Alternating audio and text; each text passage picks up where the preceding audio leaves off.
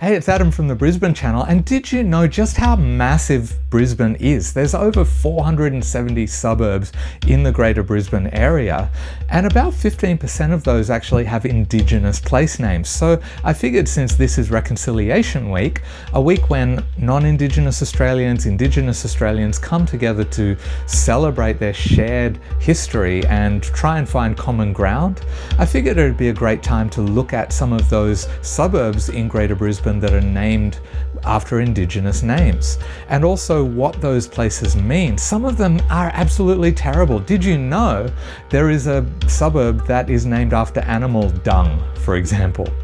So we'll look at that, but we'll take a look at some of the good place names, some of the bad ones, what they mean, also some places that you may think have Indigenous names but actually don't, and some that actually don't sound Indigenous at all but are actually sourced from local languages that come way before Europeans arrived. So that's what we're looking at today, and I'm going to jump into it right now. The traditional name for what we now know of as Brisbane is Mianjin, and that means a place shaped like a spike. It refers to the part of Kangaroo Point that juts out into the Brisbane River, where the Story Bridge now crosses. A lot of the places are named after animals. For example, Nudgee means place of ducks. Indooroopilly could be based on Yindooroopilly, meaning gully of running water, but it also could be based on the word Nindooroopilly, which means a gully of leeches.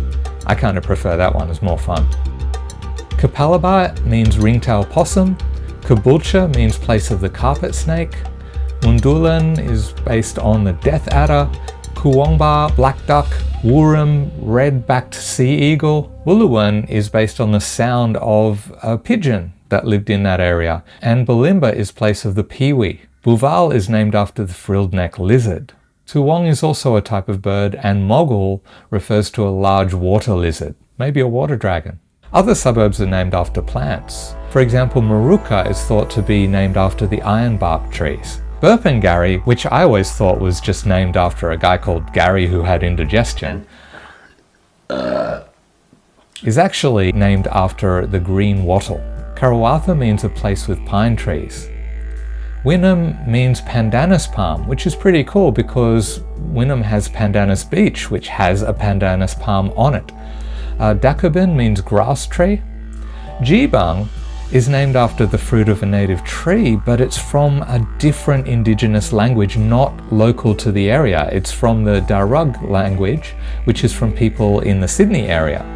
However, we do have a suburb named after the local Indigenous word for Jibang tree, and that is Doolandella. Other suburbs are more connected with the local Indigenous culture from before the Europeans came. For example, Enoggera was a corroboree ground, which is where they had ceremonial dances. Also in Indigenous culture were Bora rings, where when boys became men, the initiation ceremony occurred at a place with a Bora ring. And Kippa ring, Kippa means young man, with the word ring, so that was a reference to a Bora ring in that area. Kapera means young man, and there used to be 2 Bora rings there. Also connected with corroborees, Yarrabilba means place of song, and Purga means meeting place. Woolloongabba means fight talk place, but it could also mean whirling waters. Historians are not necessarily agreed on that one. Tingalpa is an interesting one. It could just mean fat kangaroo, but it also could mean place of plant for stupefying fish, which is connected with a pretty cool Indigenous practice of actually using the leaves of certain plants to put into the water, which would reduce the oxygen levels in the water, and fish would float to the surface unable to breathe. And then they'd just come along and collect the fish, which was a great way of fishing. Another one connected with an ancient practice of the Indigenous people is Warraba, which means burn, and that refers to fire stick farming, which was a land management practice of the Kabi Kabi people. It's a type of controlled burning. Mount Coot-tha is known by locals and tourists alike as the best spot to get a view of the city of Brisbane.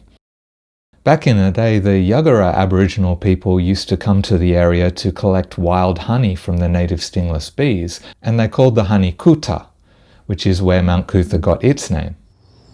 Other place names are just references to geological or topographical features, like Banyo, which means hill or ridge. Nanda is a chain of waterholes.